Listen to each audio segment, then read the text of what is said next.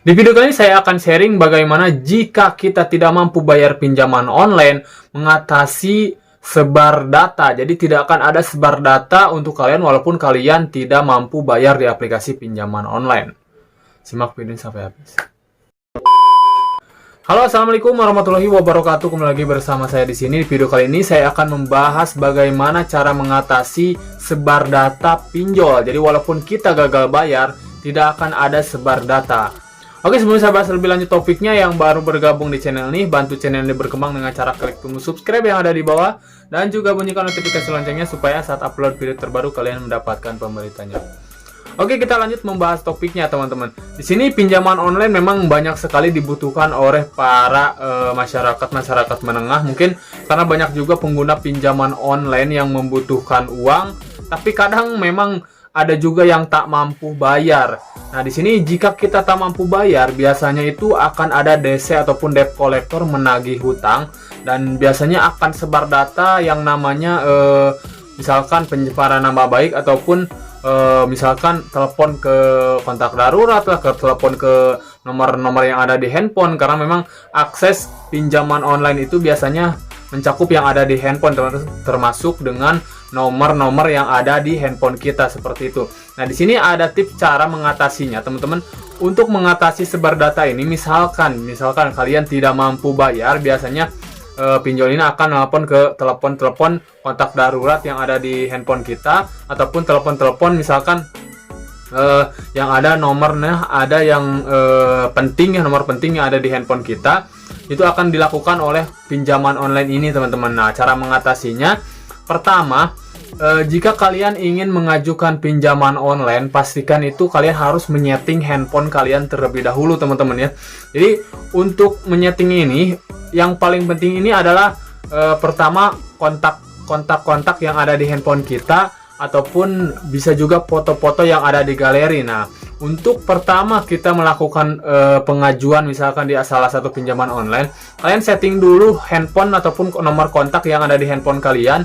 Masukkan saja nomor handphone yang bisa dibilang kalian tidak kenal. Yang penting aktif, tapi walaupun tidak kenal, kalian bisa ambil nomor handphone di mana saja.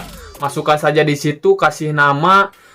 Jadi nantinya jika kalian tidak mampu bayar, kalian tidak akan menerima telepon, misalkan saudara-saudara kalian, rekan-rekan kerja kalian, orang yang ada di lingkungan kalian itu tidak akan menerima telepon. Jadi otomatis mereka tidak akan tahu, jadi tidak ada sebar data di lingkungan kalian. Palingan pinjaman online ini akan menelpon kontak-kontak yang ada di handphone kalian yang sudah kalian setting, teman-teman. Ini biasanya dilakukan oleh para peminjam yang pinjam di pinjaman online ilegal, karena biasanya pinjaman online ilegal itu kan mereka ini ingin memberantas pinjaman online ilegal, jadi pinjam uang sebanyak-banyaknya dan tidak usah dikembalikan. Memang itu sih dari Kominfo dan juga OJK seperti itu, karena ilegal, teman-teman. Nah, di sini jadi kalian juga bisa setting supaya kalian mengatasi sebar data, termasuk juga foto-foto yang ada di galeri. Kalian bisa ambil saja foto-foto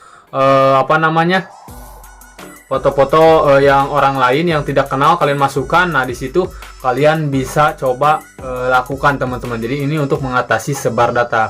Nah, ini memang harus dilakukan sejak awal kalian untuk melakukan sebelum melakukan pinjaman, teman-teman. Nah, jika sudah terlanjur melakukan pinjaman dan ini kontak-kontaknya terlanjur ada di handphone kalian juga bisa setting, teman-teman. Bisa ganti, reset semua handphone kalian, reset. Dan juga biasanya ini di backup, teman-teman ya. Kalian bisa masuk ke settingan file manager kalian. Biasanya kontak-kontak itu sudah di backup di file manager kalian. Kalian bisa bisa cari di backup handphone kalian.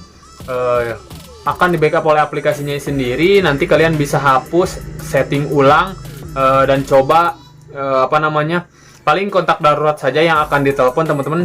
Pastinya seperti itu, teman-teman. Biasanya untuk melakukan kontak darurat kan, masukkan kontak daruratnya biasanya saudara ataupun keluarga, teman-teman. Nah, itu sih tidak masalah, asalkan jangan keluar lingkungan supaya kalian tidak tahu, ataupun supaya lingkungan kalian tidak tahu bahwa kalian melakukan pinjaman online ataupun misalkan tidak mampu bayar atau gagal bayar di aplikasi pinjaman online teman-teman.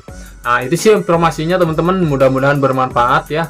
Jadi untuk kalian yang ingin melakukan pinjaman sebaiknya setting terlebih dahulu supaya nantinya kedepannya kalian tidak tidak ada sebar data kalian disebar ke luar lingkungan kalian teman-teman ya, seperti itu teman-teman. Cukup saja teman-teman, mudah-mudahan sih bermanfaat, mudah-mudahan juga dipahami oleh kalian. Untuk kalian tetap semangat, tetap berjuang jika kalian orang-orang yang yang masih terjerat pinjaman online, mudah-mudahan ada jalan keluar, diberikan jalan keluar yang terbaik teman-teman ya. Oke, mungkin saja sedikit informasinya dari saya, mudah-mudahan bermanfaat ya. Saya pamit, akhirul kalam. Assalamualaikum warahmatullahi wabarakatuh.